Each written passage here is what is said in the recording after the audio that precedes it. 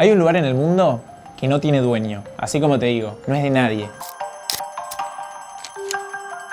Para ver cómo está dividido el mundo, usamos mapas. Y a los países les ponemos límites de diferentes maneras, usando líneas, paralelos, meridianos, ríos, mares y montañas. Pero hay algunos lugares que sigue sin estar tan claro a quién pertenecen. Mirá, abrí Google Maps. Si hacemos zoom en esta zona, podemos ver que hay una línea punteada. O mirá, en esta también. Estos lugares son conocidos como territorios en disputa y su dueño varía según a quién le preguntes. Pero mirá este pedacito de tierra entre Egipto y Sudán. Te voy a contar la historia de este lugar que se llama Bir Tawil. Y es lo que se conoce como una terra nullius, o sea, una tierra de nadie. Y lo particular es que es un territorio que no solo no es reclamado por ningún país, sino que tanto Egipto como Sudán luchan para que sea del otro. Y como nadie lo quiere, un día un tipo de Estados Unidos fue y dijo que ese lugar era de él. Entonces, si yo quisiera ir a ese lugar y reclamarlo como mío, ¿podría? Es complicado.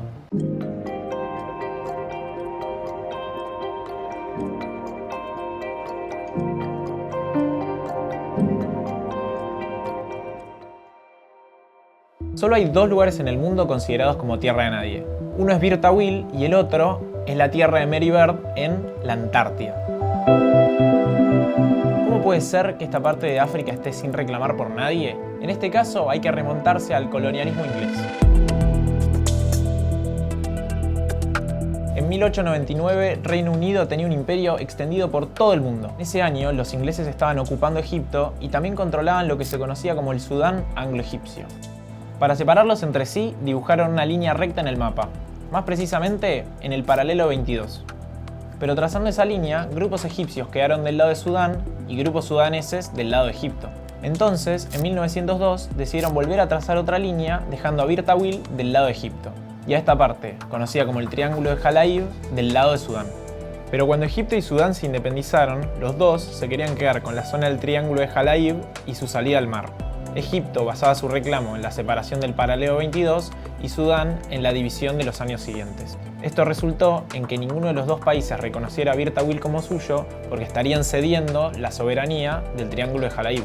Básicamente, Bir Tawil es una tierra de 2.000 kilómetros cuadrados, casi como Luxemburgo, en la que hay mucha arena, no hay caminos, ni infraestructura, nadie quiere ni nadie reclama. Bueno, en verdad, ningún país lo reclama.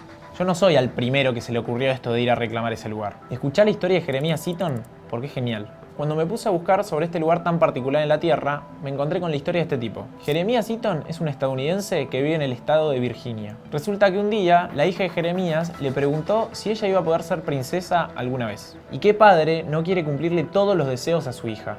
With a child, you definitely don't want to ever tell them they can't be something that they desire to be. And at age 6, her frame of reference for the world was to be a princess, and so I told her that she could be. Jeremías encontró este lugar que no era reclamado por ningún país y decidió irse hasta ahí en un larguísimo viaje y plantar una bandera diseñada por él y su familia. Así proclamó esta tierra como el Reino de Sudán del Norte, con él como jefe de estado y su hija como princesa. Hasta abrió un crowdfunding para que la gente banque su idea. Pedía $250.000, pero solo llegó a recaudar $10.000. Pero no es todo tan banal. Escuchá lo que decía la princesa sobre sus planes filantrópicos. We're going to help kids in Africa that don't have food, and we're going to build a garden as big as our land.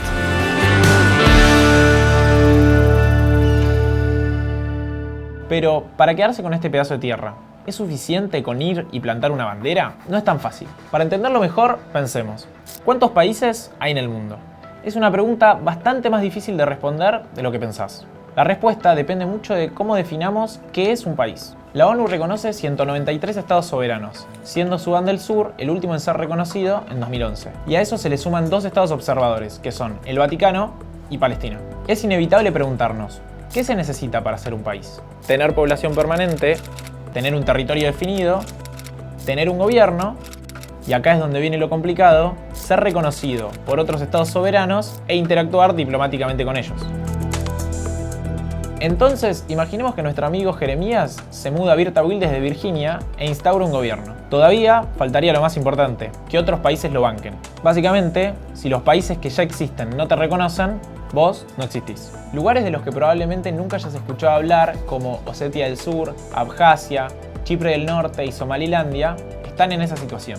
El hecho de que un país reconozca a otro no deja de ser una cuestión de intereses. Por ejemplo, China entró en el Consejo de Seguridad de la ONU en 1971 y cuando ingresó se hizo una resolución para que Taiwán y los representantes de su dictador Chiang Kai-shek sean expulsados. Nuestro planeta está lleno de zonas en disputa. La historia de Birta Will y de Jeremías no deja de ser una muy inocente en un mundo en el que las fronteras siguen siendo uno de los principales focos de conflicto. Muchos especialistas se refieren a las líneas punteadas en los mapas como las cicatrices de nuestra historia. La mayoría de las fronteras que conocemos nos resultan tan naturales y sólidas como si siempre hubieran existido. Pero estos pequeños lugares nos hacen acordar lo complicados y cambiantes que pueden ser estos límites que ponemos.